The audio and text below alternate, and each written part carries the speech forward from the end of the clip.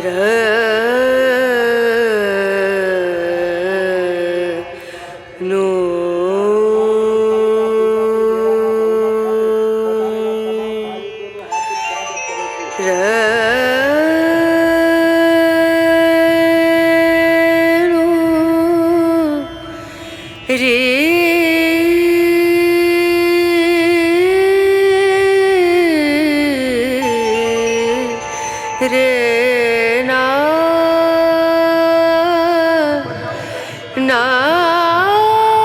અત્યારે જૂનાગઢની અંદર કહેવાય ને કે ખાસ કરીને જે પબ્લિકનો માહોલ છે, સાધુ સંતો તો આવતા જાય છે પણ પબ્લિક પણ એટલી આતુરતાથી આ રવેડીની રાહ જોઈને બેઠું છે.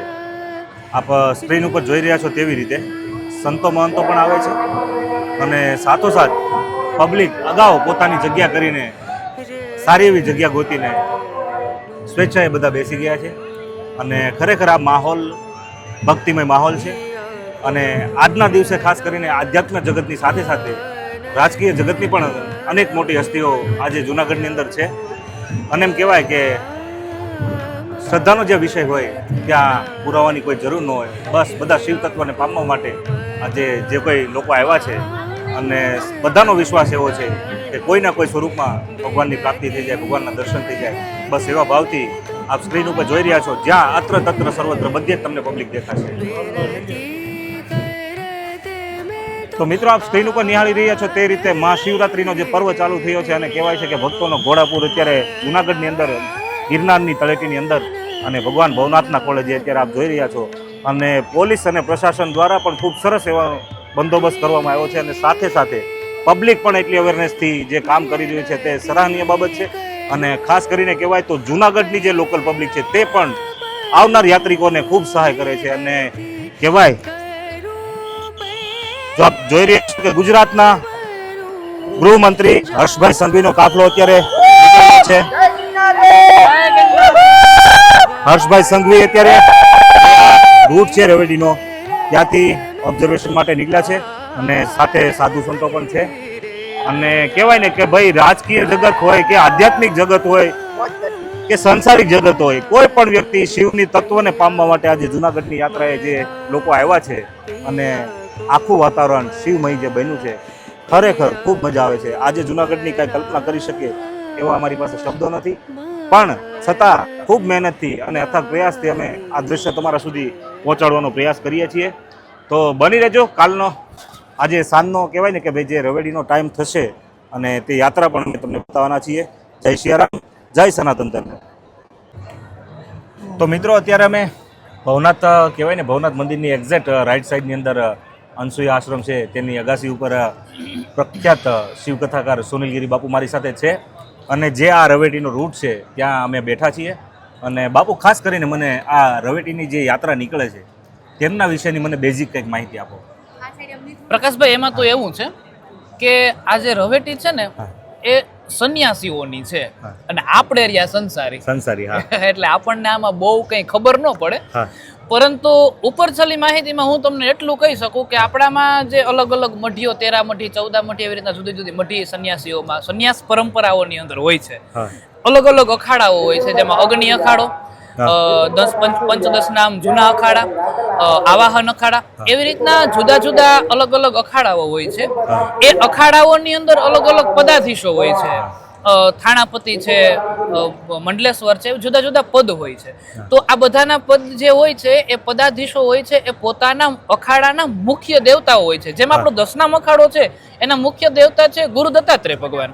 તો એ ગુરુ દત્તાત્રેય ભગવાનની મૂર્તિ લઈ અને ગુરુ દત્તાત્રેય ભગવાનની પાલખી હોય છે, એ પાલખી લઈ અને જાય છે અને સાધુ સંતો બધા સાથે મળી અને પોતાની કલાનું પ્રદર્શન કરે છે. જેમ આપણે કહીએ છીએ ને કે આ દેશના સાધુ અને સંતો છે એ કેવલ અને કેવલ માળાના મણકા નથી ફેરવતા, સમય આવે ત્યારે શસ્ત્રને પણ હાથમાં લઈ લે છે. ટૂંકમાં કહેવાનો ક્યાંક ને ક્યાંક ભાવાર્થ એટલો છે કે આ સનાતનના સૈનિકો પણ કહી શકાય, કારણ કે આ જે સાધુની બ્રિગેડ છે અને જે આસ્થાથી લોકો અહીંયા આવે છે અને આ સાધુનો જે દર્શન કરવાનો પબ્લિકનો જે ભાવ રહ્યો છે, ખરેખર બાપુ એટલા તડકાની અંદર, એટલી ગરમીની અંદર જે પબ્લિકનો ઉત્સાહ છે તો કહેવાય કે આ ગરમી એની આગળ કઈ કામ નથી કરતી. કાંઈ વાંધો નહીં બાપુ. ટૂંકમાં ક્યાંક ને ક્યાંક લોકોનો ભાવ એવો છે કે આ એટલા સાધુ સંતો નીકળે છે, એમાં ક્યાંક ને ક્યાંક શિવ તત્વના જો આપણને દર્શન થઈ જાય તો આપણો બેડો પાર થઈ જાય. બેડો પાર થઈ જાય. અને એવું પણ કહેવાય છે હા. કે આ સાધુઓની જે રવેડી હોય છે હા. એની અંદર સ્વયં મહાદેવ પોતે આવે છે અને હા. એક રૂખડ સાધુની અંદર આવી અને આ જે મૃગીકુંડમાં જે અંતે સ્નાન કરી, શાહી સ્નાન જેને કહેવાય, હા.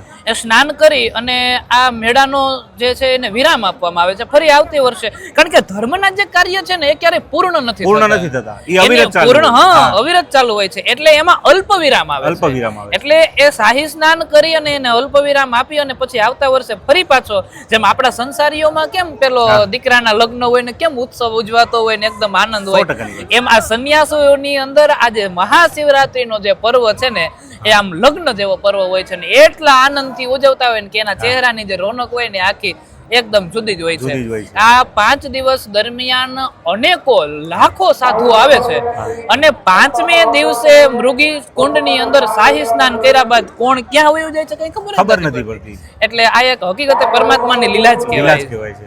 અને આ લીલાના સહભાગી થવા માટે દૂર દૂર દેશાવરથી લોકો જે અહીંયા આવે છે અને ખરેખર લોકોની ભાવના તમે જુઓ. થોડી વાર પહેલા દિલીપભાઈ જે તમને દ્રશ્યો બતાવ્યા છે, ખરેખર બાપુ કુતૂહલ તો એ વાતનું છે, યુવાનો આવે એમાં તો બહુ મોટી નવાઈ નથી, પણ 70, 80 વર્ષની આપણી માતાઓ બહેનો હોય જે છે. પાછળ બેકગ્રાઉન્ડમાં પણ દેખાય છે કે ભાઈ કેટલું સ્ટ્રગલ કરીને એ લોકો આવે છે ને આ તડકાની અંદર, પણ એની શિવ પ્રત્યેની અપાર શ્રદ્ધા એ એક બળ પૂરું પાડે છે. અને ખાસ કરીને આજે સુનિલગીરી બાપુ સાથે અમને આ દર્શનનો જે લાવો મળવાનો છે એ લાવો અમે તમારી સાથે શેર કરવાના છીએ.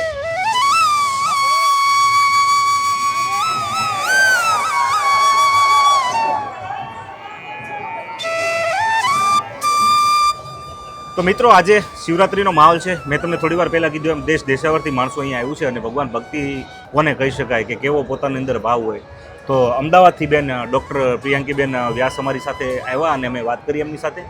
બેન આપ કેટલા સમયથી શિવરાત્રીના માહોલમાં અહીંયા આવો છો? હું લગભગ 4 વર્ષથી આવું છું. 4 વર્ષ. હા, વચ્ચે ખાલી કોરોના હતો ત્યારે નહોતી આવી. અચ્છા, હા. બાકી અને આજનો જે પવિત્ર દિવસ છે, શિવજીના લગ્ન કહેવાય, અને એ લગ્નમાં આપણી હાજરી હોય હા. એનાથી અનેરો કોઈ આનંદ જ ના આનંદ હોય. ના હોય. અને ઘરે બેઠા હોઈએ ત્યારે સતત અહીંયા 2-3 વર્ષથી આવીએ એટલે એવું જ થાય કે જાણે ભગવાન આપણને હા. બોલાવે છે અને આપણે જવું છે. જવું છે. બધા જ કામ મૂકીને, હા. ઓફિસના કામ, ઘરના કામ, બાળકોના કામ, સમાજના કામ, હા. બધું મૂકીને એમ થાય કે બસ આજે એક દિવસ દાદા જવું માટે છે. અને મારા માટે. હા. એવી આનંદ. એટલે બેને જેવી રીતે વાત કરી, બેન પોતે ડૉક્ટર છે અને કહેવાય ને કે ભાઈ એટલું બધું ભણેલું છે છતાં પણ પબ્લિક એટલું ભગવાનને માને, શિવ તત્વને તો કોણ ના માને, કારણ કે આદિ અને અનાદિનો જે ઉત્પત્તિ અને સર્જનહાર છે એ પોતે શિવ તત્વ છે. અને જે લોકો બેન અત્યારે પૂરા ભાવથી બધા આવે છે, આપ જોઈ રહ્યા છો તેવી હા, રીતે, હા, બરોબર? હા, હા. કોઈને કાંઈ અડચણ નથી, જેવી પરિસ્થિતિમાં જે બેઠા છે Exactly. તેમાં લોકો રાજી છે. બહુ બસ સાચી વાત. ક્યાંક ને ક્યાંક લોકોનો ક્યાંક એવો વિશ્વાસ છે કે બસ આ સાધુ સંતો જે નીકળે છે એની અંદરથી એમને શિવ તત્વનો સાક્ષાત્કાર થાય, બસ એવા ભાવથી જે લોકો અહીંયા બેઠા છે. અને હા. બેન વિશેષ તમને બીજું એ પૂછું છું કે તમને જુનાગઢની આ શિવરાત્રિની યાત્રામાં તમને બીજા કેવા વિશેષ અનુભવ છે? મને ગયા વર્ષે નહીં ને એના આગલા વર્ષે હું જ્યારે શિવરાત્રીના મેળામાં હા. દર્શન કરવા આવી હતી. હું બેઝિકલી લાઇબ્રેરી સાયન્સ સાથે જોડાયેલી છું. મારો અચ્છા. વિષય લાઇબ્રેરી સાયન્સ અને એમાં હું પ્રોફેસર છું. હમ. એટલે મને વાંચનનો બહુ શોખ હોય છે. એટલે મેં ગિરનાર વિશે વાંચેલું છે, કે બી ગિરનાર ને બધી વાત વાંચેલી હતી. હા. પણ જ્યારે એ વખતે મારી સાથે મારા એક ભાઈ આવ્યા હતા હા, હા. અને એણે શિવરાત્રીના દિવસે ઉપર દત્તાત્રેય દર્શન હા. કરવા જતા હતા. અંબાજી સુધી એ ચડી ગયા. હા. પછી અચાનક એને એવું થયું હિન્દી ભાષી હતો એટલે એને ભાષા નહોતી આવડતી. હા. તો એ એકલો ચડતો હતો ને એને એમ થયું કે હવે મારે પાછા જતું રહેવું પડશે, હું નહીં ચડી શકું. હા. અને કુદરતી એને ખાલી એક થપ્પો આમ કમર ઉપર લગાવ્યો ને કે ચાલ બેટા ખડા કી હોય મેં હું હા. ના એમ કરીને એક થપ્પો ખાલી હાથ કર્યો અને ભાઈ એટલું મસ્ત રીતે છેક સુધી દત્તાત્રેય દર્શન કરીને આવે ત્યાં સુધી એને ખબર નહીં કે એની સાથે કઈ શક્તિ છે. હા. અને પછી પાછળ વળીને જોયું તો કોઈ નહોતું. એટલે રિયલમાં અમે લોકો તો માનીએ છીએ કે આજના દિવસમાં મહાદેવ આવે છે આવે છે ને આવે આવે છે. છે. તમારી શ્રદ્ધા હોય તો તમને બેન દેખાય. ખાસ કરીને તમે શૈક્ષણિક જગતમાંથી આવો છો, તમે જી. ભણેલા ગણેલા વ્યક્તિ છો અને જ્યારે વાત આવી રીતની કરો છો હમ. ત્યારે ખાસ કરીને હું તમને એટલું કહેવા માંગીશ કે ભાઈ જો ભણેલો ગણેલો વર્ગ સ્વીકારતો હોય કે ભગવાનનો સાક્ષાત્કાર ગિરનારની ભૂમિમાં છે તો બીજાની તો ક્યાં વાત કરવાની રહી. અને બેન વિશેષ મારે તમારી સાથે વાત એ કરવી છે, હું જોઉં છું ક્યાંક તમે આમાં નામ જપ કરો છો ભગવાનના, તો ભગવાન ભોળાનાથના નામ જપ કરો છો કે આ મંત્ર કોઈને પૂછાતો નથી, પણ આજે એક આસ્થાનો માહોલ છે અને આસ્થા વિશેની વાત કરવી છે હા. તો ખાસ કરીને હું તમને પૂછું ખાસ એવું છે ભાઈ હા. કે આપણા ઉંમર જેમ હમણાં બાપુ કહેતા હતા એમ કે આપણે તો બધા સંન્યાસી નથી એમ હા. તો સંન્યાસી જીવ માટે તો ઘણું બધું તપ ને ત્યાગ કરવો પડે હા. પણ મને આટલા ભણતર સાથે અને હું જે ભણાવું છું અને જે રીડ કરું છું વાંચું છું એના આધારે મને એવું સમજાય હા. કે આપણે આપણા આત્મા સંતોષ માટે અને આપણા પોતાના આ ભગવાને જે આપણને આ ભવ આપ્યો છે અને એમાં મનુષ્ય અવતાર આપ્યો છે એને આપણે સજાડે અને સારી રીતે એને પાર કરવો હોય તો મહાદેવ સિવાય કોઈ રસ્તો જ નથી. નથી અને મહાદેવ એટલે પરમ તત્વ છે હા. અને મને એના ઉપર ખૂબ વિશ્વાસ છે એટલે હું સતત એના જાપ કરતી હોઉં છું. તો વાત થઈ નામ જપની અને ખરેખર બેને જેવી રીતે વાત કરી તેવી રીતે પોતાનો જે શ્રદ્ધા છે પોતાની જે વિશ્વાસ છે એ જ પરમાત્માની કૃપા છે. તો આ કૃપા આપણે અવિરત માણવાની છે અને જે રવેટી નીકળવાની છે એના પણ હું તમને દર્શન કરાવવાનો છું. બની રહેજો વિડીયોમાં, ખૂબ મજા આવવાની છે. સાથે મળીને આપણે આનંદ કરીએ. જય સિયારામ, જય જય મહાદેવ, ગિરનારી, જય જય ગિરનારી, ગિરનારી, જય ગિરનારી. હર હર મહાદેવ. હર મહાદેવ.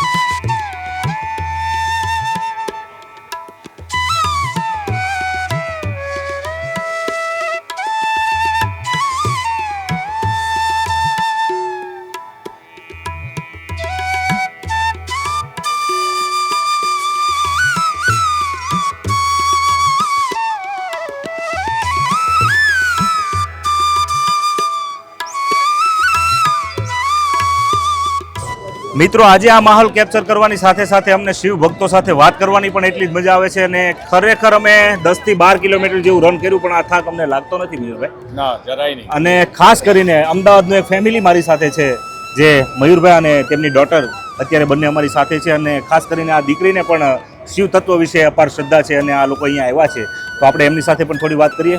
મયુરભાઈ, આપનું પૂરું નામ અને પૂરો પરિચય મારી મારો ચેનલમાં. મયુરભાઈ હસમુખલાલ સુથાર. હા, હું અમદાવાદ રહું છું અચ્છા. અને મારી પોતાની ફેક્ટરી છે અચ્છા. અને છેલ્લા કેટલાય વર્ષોથી મારી ભવનાથની તળેટી હા, અને રવેડી જોવાની બહુ ઈચ્છા હતી અચ્છા. પણ મારી આ first time દીકરીના અને કોઈ પ્રભુના આશીર્વાદથી મને આ વખત લાહો મળ્યો છે જોયું. અને 2 દિવસથી હું શિવરાત્રિના મેળામાં જે ફળ્યો છું અને બહુ જ એટલે બહુ જ આનંદ છે.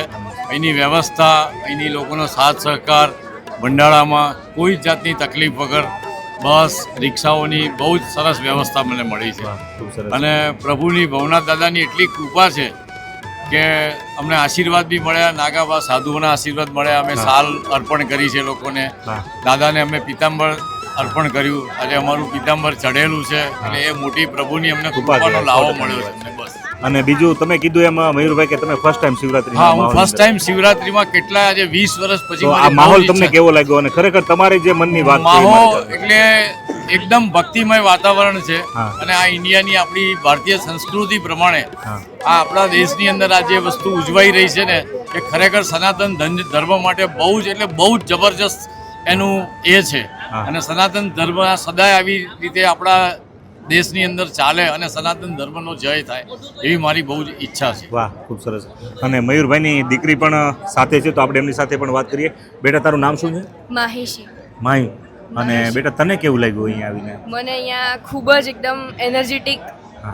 માહોલ હતો અને અહીંયા કોઈ માણસ એવું નથી કે થાકી ગયા છે, નામ છે, નિરાશ થઈ ગયા છે. રાતે 12, 12:30 સુધી બી લોકો ઊભા રહેવા અહીંયા ઊભા તૈયાર રહે, છે ખાલી રેવડી જોવા માટે. અને તમે ક્યાંથી કેટલા દૂરથી ચાલીને આવ્યા બેટા? અમદાવાદ. એટલે અહીંથી પાર્કિંગ કયા કેટલું દૂર હતું ગાડીનું તમારે? Parking almost 2-3 kilometre. 3 કિલોમીટર. તમને થાક લાગ્યો છે? ના, બિલકુલ નહીં. જો આ શ્રદ્ધા ભગવાનની કૃપાથી કંઈ જ નથી થયું. આ દીકરીનો કહેવાનો ભાવ ક્યાંક ને ક્યાંક એવો છે કે અહીંયા લોકો આ નાની એવી દીકરી બધા જ કહેવાય ને કે બધા ભાવિ ભક્તોના દિલની વાત કરે છે કે અહીંયા કોઈને કાંઈ થાક લાગતો નથી, તડકો લાગતો નથી, તાપ લાગતો નથી. એનું કારણ કે માત્ર ને માત્ર એટલું છે, કોઈના કોઈ સાધુના રૂપમાં શિવ તત્વના આપણને જો દર્શન થઈ જાય તો આપણો બેડો પાર થઈ જાય. અને વિશેષ મયુરભાઈ, હું તમને એ પૂછવા માંગુ વિશેષમાં છું. એવું છે કે હા. સાહેબ હું કુંભમાં બી ફરીને આવ્યો, 14 કિલોમીટર ચાલીને આવ્યો છું આટલા મારા ફેમિલી સાથે. અને આજે મેં મહાશિવરાત્રિમાં કાલે 6 વાગ્યા સુધી અમદાવાદથી ડ્રાઇવિંગ કરીને આવ્યા પછી રાતના 12 વાગ્યા સુધી ફર્યો છું. મને કોઈ થાક જેવું નથી. વાહ. આજે સવારનો 6:30નો હું અહીંયા આવેલો છું અને 11 વાગ્યાનો હું આજે અહીંયા વેઇટમાં બેસો છું કે રેવડી જોવા માટે. બરાબર.